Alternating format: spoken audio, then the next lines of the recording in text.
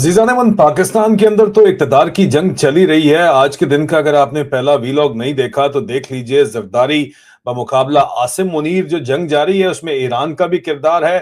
Beijing अंदर खाते डोरे उसके हाथ के अंदर हैं, वहां पे फैसले हो रहे हैं।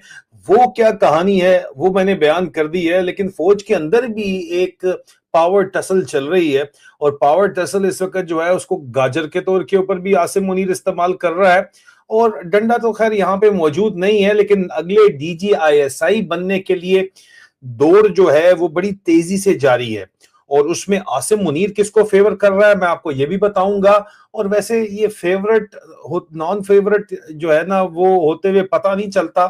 दस्ती जो है वो तख्त का तख्ता होते पता नहीं चलता। लेकिन पिछले दिनों जनरल हसन पता ही है कि बहुत ज्यादा शोरगुल मचाया गया कि उसको गिरफ्तार कर लिया गया है, जो कि मैंने आपको बताया कि फेक न्यूज है।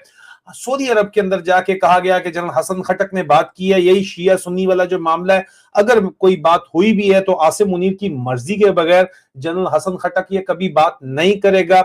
जनरल हसन खटक क्यों ये बात नहीं करेगा वो तो मैं आपको बताता हूं। लेकिन हसन खटक असल में तो डायरेक्टरेट जनरल आईएसआई ही था, जहां से प्रमोट होकर क्वार्टर मास्टर जनरल आया है। और मौजूदा अगर लेफ्टिनेंट जनरल ही लगते हैं डीजीआईएसआई, और जो मौजूदा डीजीआईएसआई है वो एक्सटेंशन के ऊपर है जनरल आसिम मलिक, जिसको 4 स्टार की प्रमोशन इस वक्त हो सकता है लगा के, या तो वाइस चीफ का ओहदा 27वीं तरमीम के बाद, या दूसरा ओहदा इस वक्त स्ट्रेटेजिक फोर्सेस कमांडर का खाली है। उन दोनों के ऊपर जाहिर बात है अमेरिका की तरफ से भी लॉबिंग की जा रही है, उसको लगाया जाना मकसूद है। हालांकि आसिम मुनीर ये चाहता है कि उसको रिटायरमेंट करके नेशनल सिक्योरिटी एडवाइजर के रोल के ऊपर ही महदूद कर दिया जाए, लेकिन उसके ऊपर अभी तक जो है वो अमेरिका राजी नहीं है हमारी इतलात के मुताबिक।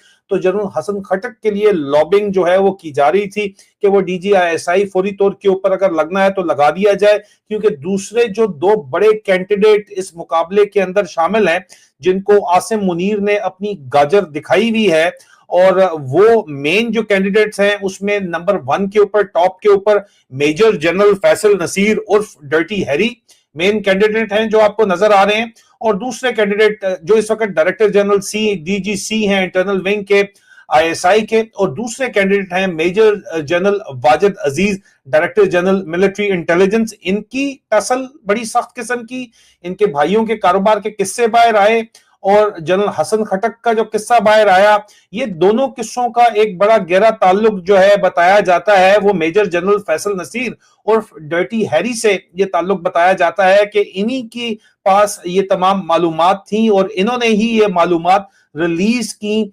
पहले मेजर जनरल वाजिद अजीज के भाई फयाज अजीज की बिजनेस डीलिंग्स के बारे में, उसको जो है उठा के भी लेके गए, इंक्वायरी भी करवाई, और आसिम मुनीर को इसके खिलाफ बहुत सी पट्टियां भी पढ़ाई गई। लेकिन आसिम मुनीर के बहुत से राज और इसके भाइयों के बहुत से राज मेजर जनरल वाजिद अजीज और इसके भाइयों के पास हैं, फयाज वगैरह के पास हैं। तो जाहिर बात है वो मामला तो वहीं पे रफा दफा हो गया।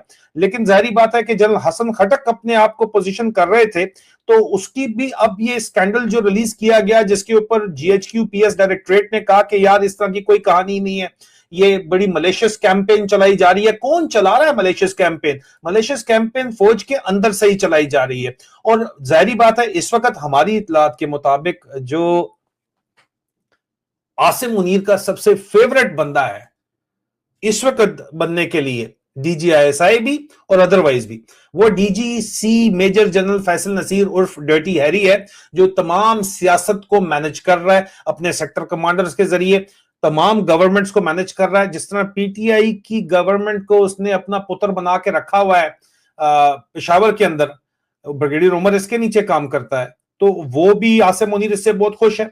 पंजाब हुकूमत को भी इसने कंट्रोल करके रखा हुआ है। ओवरऑल सिनेरियो इसने जो है बड़ा अच्छा हैंडल किया हुआ है। तो डीजीआईएसआई के लिए भी जाहिर बात है टॉप कंटेंडर अभी तक तो ये है। लेकिन ये मेजर जनरल है, ये भी मेजर जनरल है, और डीजीएमआई वाजिद अजीज भी मेजर जनरल है। और गालबन नवंबर में कहीं जाके इनका बोर्ड होना है, तो नवंबर तक तो काम खींचना बड़ा लंबा है, क्योंकि प्रेशर जो है वो आसिम मलिक चाह रहा है कि इस बंदे का पता नहीं, कोर कमांडर्स को भी इसने जुबानी कलामी एक्सटेंशंस के ऊपर रखा हुआ है, डीजीआईएसआई को भी जुबानी कलामी एक्सटेंशंस के ऊपर रखा हुआ है। तो किसी वक्त जो है हवा ज्यादा तेज चले तो ये खुद भी खड़काया जाए और ये भी खड़के जाए, तो जल्द से जल्द वो 4 स्टार का रैंक ले ले, क्योंकि 4 स्टार के जो शशके हैं जो वो तो अरबों के अंदर जो है उसको मजीद जो है ना $100 of millions का फायदा हो सकता है। अरबों का बहरहाल कई दर्जन मिलियन डॉलर उसको मिल सकते हैं बेनिफिट्स के अंदर।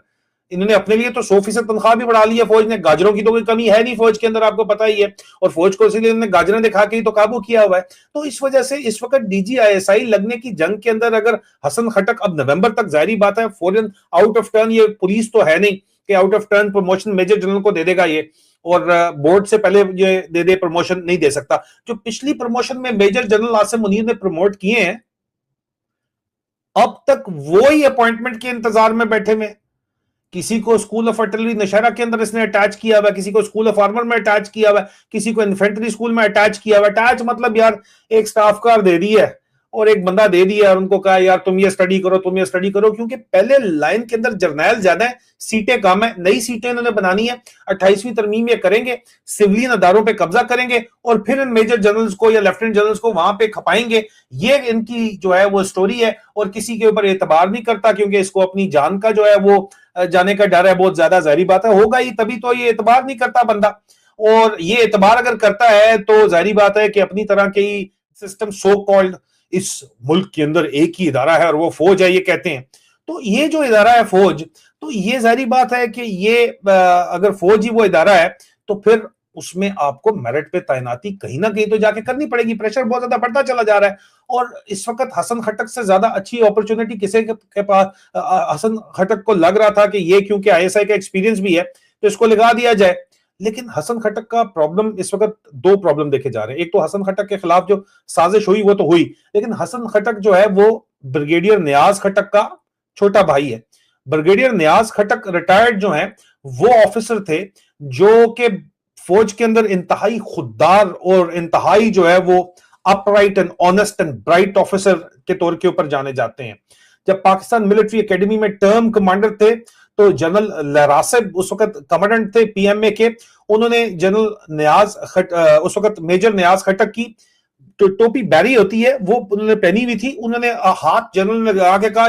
जनरल लहरासिब बड़ा दबंग किस्म का बंदा था और बड़ा जो है ना वो जेंटलमैन, चलो ठीक है वो गोरा साहब वाला माहौल है उस तरह का था। उसने कहा तुम्हारा टोपी ठीक नहीं है, या लखा तुम्हारा टोपी ठीक नहीं है। स्टिक पकड़ी थी उसने स्टिक से जो है ना वो ठीक करने की कोशिश की, इसको ठीक करो, हाथ लगाने की, आगे बढ़ाने की कोशिश की। मेजर नियाज खटक ने, उसको तो मेजर थे और कैरियर जिसका टॉप प्रोफाइल होता है वो पीएमए के अंदर होता है, उसने कमांडेंट का हाथ और छड़ी पकड़ ली। उसने कहा sir do not touch my बैरी, ये मेरी इज्जत है, इसको हाथ मत लगाना। ठक 24 घंटे में रिटर्न टू यूनिट हुआ नियाज खटक। लेकिन उस बंदे ने बता दिया, पूरी फौज के अंदर बात फैल दी, यार गैरतमंद अफसर की सर के ऊपर दस्तार पे कोई हाथ डाले चाहे वो जर्नल हो तो वो आगे से पकड़ लेता है। अब जर्नैलों को सिर्फ यहां पे खासतौर के ऊपर मौजूदा पौधे सिर्फ यस मैन चाहिए, टोटल उनके दाने खत्म करके खसी करके इनको जर्नैल चाहिए जो आगे से सिर्फ यस सर करके इनके आर्डर माने। नियाज खटक जैसा बंदा जर्नैल नहीं बन सकता, इररिस्पेक्टिव ऑफ द फैक्ट कि यार उस बंदे का कैरियर टॉप नॉच था, लेकिन उसको ब्रिगेडियर के ऊपर इन्होंने फारिग कर दिया। हसन खटक बहुत ही इनके अपने कोर्समेट्स के मुताबिक श्रूड किस्म का बंदा है, इसीलिए लेफ्टिनेंट जनरल बन गया, बोलता नहीं है, चुप करके जो ऑर्डर है वो कर दिया, काम नीमा नीमा होकर निकल गया। लेकिन लॉबिंग बैरल इसके डीजीआईएसआई बनने के लिए की जा रही है, और खून तो नियाज खटक वाला ही है, उसका छोटा भाई है, वो उसका मेंटोर भी है। अगर नियाज खटक की तरह फौज के अंदर किस्सा मशहूर है, इसने जाके अड़ी दिखा दी, कहीं पे खड़ा हो गया आसिम मुनीर के आगे, उसको उसकी औकात दिखा दी या कोई कहानी अंदर से डाल दी, तो फिर जो मुनीरा मिस्त्री है वो तो मारा जाएगा। डीजीआईएसआई उसके कंट्रोल से गया तो, इसीलिए वो लाना चाहता है अपनी तरह के ही ये डेरी हसनाबाद का जो आया हुआ ढक्कन बॉय एक लाना चाहता है, फैसल नसीर को लाना चाहता है। और ये अब तक तो ये सीन है कि इंतजार किया जा रहा है कि फैसल नसीर प्रमोट होगा तो इसको लगाया जाएगा, प्रमोशन वाजिद अजीज की भी हो जाएगी। बड़े राज है वाजिद भाई के पास भी, वाजिद भाई प्रमोट तो हो जाएंगे लेकिन डीजीआईएसआई का बनने का सीन जो है वो इनका लगता नहीं है। और पहली दफा हिस्ट्री में होगा कि कोर ऑफ मिलिट्री इंटेलिजेंस का अफसर जो है वो लेफ्टिनेंट जनरल बन के डीजीआईएसआई लगेगा। उसके बाद तोबा तोबा जो पूरा पाकिस्तान करेगा वो तो आप भूल जाएं, फिर जो सीन होगा। अल्लाह हमें इस अजाब से बचा ले तो बेहतर है। मैं तो गरीबों की वजह से कहता हूं, जितना भी यहाँ पे ईमान नजारी और हादी अली चट्टा के अरेस्ट और जेल में डालने से लेके अरशद शरीफ शहीद के कत्ल के अंदर कीनिया के अंदर बराह रास्त इन्वॉल्व है, इमरान खान की गिरफ्तारी से लेके इमरान खान के ऊपर जेल में जुल्म के तहत और इमरान खान के खिलाफ जजों को काबू करने में जजों की वीडियोस बनाने के अंदर, हनी ट्रैपिंग ऑपरेशन के अंदर। मतलब पाकिस्तान में जितना भी गंद हो रहा है उस सब गंद के अंदर जो है वो इस वक्त डर्टी हैरी शामिल है, मेजर जनरल फैसल नसीर शामिल है। और फैसल नसीर ने जो लंदन प्लान के तहत डील हुई थी, जिसमें रिटायरमेंट के बाद मुनीरा मिस्त्री जो है वो आर्मी चीफ लगा था, उसके अंदर भी कलीदी किरदार जो है वो फैसल नसीर का था। और उसके ऊपर मैं उस वक्त से रिपोर्टिंग कर रहा था और मैंने आपको इसकी अपॉइंटमेंट से 1 महीने पहले बता दी थी। दोनों बातें रिकॉर्ड के ऊपर है मेरे एक्स प्रोफाइल पे @सोल्जर स्पीक्स के ऊपर। तो दुनिया सारी की सारी जो अपने चक्कर के अंदर पड़ी हुई है, लेकिन अंदर खाते इनके क्या चक्कर चल रहे हैं वो मैंने आपको बता दी है। और ये सिर्फ और सिर्फ जो है अपनी कुर्सी के लिए ये जंग लड़ रहे हैं। ये आपके लिए, अगर आपको लगता है कि कोई नौकरी कर रहा है तो जर्नैल सिर्फ अपनी जर्नैली का होता है, ये बात आपने याद रखनी है। So this is the actual story. मजीद तफसीलात अगर आप चाहते हैं कि इसके ऊपर मैं करूं तो कमेंट्स में डीप डाइव लिखिएगा और मैं मजीद डीप डाइव इस मौजू के ऊपर जो है करूंगा। अपना ख्याल रखिए।